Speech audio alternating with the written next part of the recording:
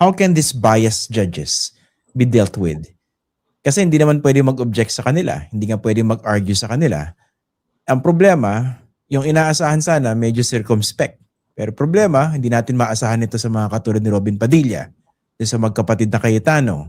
Si Senator Bongo kahapon, di ba, ginastify pa niya yung panununtok sa sheriff ni Sara Duterte dahil sinabi niya, alam niyo ba kung ilan niya napatay doon? Pinag-uusapan doon yung panununtok eh. So meron pang justification, di ba? Si Amy Marcos clearly nag-abogado dito sa Vice President. Si Loren Legarda, medyo pa-neutral lang konti pero alam mo doon papunta. Paano ba dapat tinahandle itong mga ito? Kung nakatali yung kamay ng prosecution, for instance, hindi naman sila makapag-object, binabara-bara sila. So how can this be dealt with? Ang pinaka-effective sana, yung role ng presiding judge, senator judge. Kasi kung hindi nga tama ka, hindi naman pwede mag-object yung magkabilang panig na abogado. At kung ang mag-o-object naman yung ibang mga senador, mauuwi yan sa debate. So magdodoble ang delay. Kasi pareho rin silang mga judges eh. So malaki sana ang role ng presiding senator judge, si Senator Chis Escudero. Every now and then, he says so, pero by and large, hinayaan niya yung kanyang mga kasamahan na magsalita kahit wala na sa linya. So dapat mas dito, mas impactful yung handling nitong si presiding officer.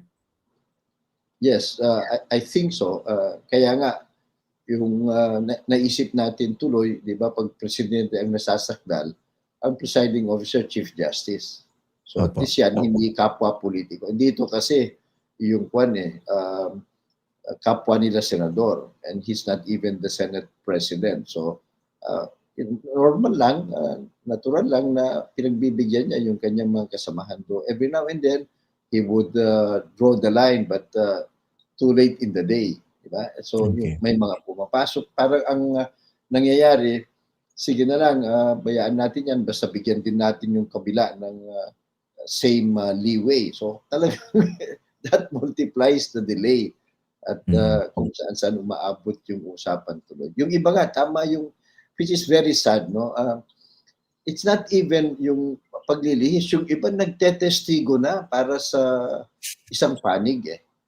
Yung hindi na mahintay yung mga testigo. So, it's so sad that that cannot be stopped or that's not being stopped because it's unfair to the parties and more importantly, Christian, mawawalan ng kredibilidad at saka integridad yung Senate Impeachment Tribunal. Di ba mahalaga dapat yan? Regardless of their decision na nakikita ng taong bayan, matino ito, marunong sila, masinop, at walang kinikilingan. Kung nakikita natin ang lantarang pagtetestigo, halimbawa, para sa isang side, sino pang maniniwala? Yeah, actually, let's be specific, Attorney Cayosa, no? Itong pinakahuli, si Senator Robin Hood Padilla, yung hindi nagawa o magawa ng defense lawyer dun sa cross-examination, siya na yung gumawa. Ang problema, hindi lang niya kinross-examine, let's say, at one point yung witness ng prosecution. Ang kinross-examine niya, quote-unquote, yung mismong lead defense counsel. Hindi po ba? Kasi biglaan niya pinagsabihan niya eh, kumuha kayo na mas yung witnesses na walang kasong perjury. Conclusion of fact. Diba? Tapos number 2, sabi niya, binoto ng 32 million itong vice president tapos siya yung mga witnesses na ihaharap ninyo. Ngayon, subukan magpaliwanag nitong si Congresswoman Jinky Luistro, pinutol-putol-putol niya. Actually, kung hindi nga po nagkagulo-gulo yung discussion doon sa bahagi na yon, binibiring up pa niya yung yung pagkakakulong nila Jinggoy ni Marcoleta na hindi maka-attend, pati ICC. So, ang point, I mean, hindi naman po ganun kataas sa expectation natin kay Robin Hood Padilla kahit napaka-brilliant niya. Pero parang na yun eh.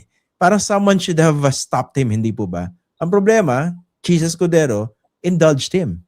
So, yung mga ganyan, in the future, paano gagawin po sa ganyan? Well, as we've always suggested that the Senate will take better control of the proceedings. At very crucial ang role ng kanilang presiding officer. But it's also good, Christian, and we cannot overemphasize it, ito people's court ito eh. That's why it's quasi-political because hindi lang nila tinitignan yung batas, yung ebidensya, tinitimbang din nila yung pagtingin ng taong bayan. And rightly so because remember that prosecutors and the judges are our elected representatives. So theoretically, ideally, and we could expect na kung saan mas matimbang ang tingin ng taong bayan, ang feedback sa kanila, doon sila pumupunta. And so that's very important.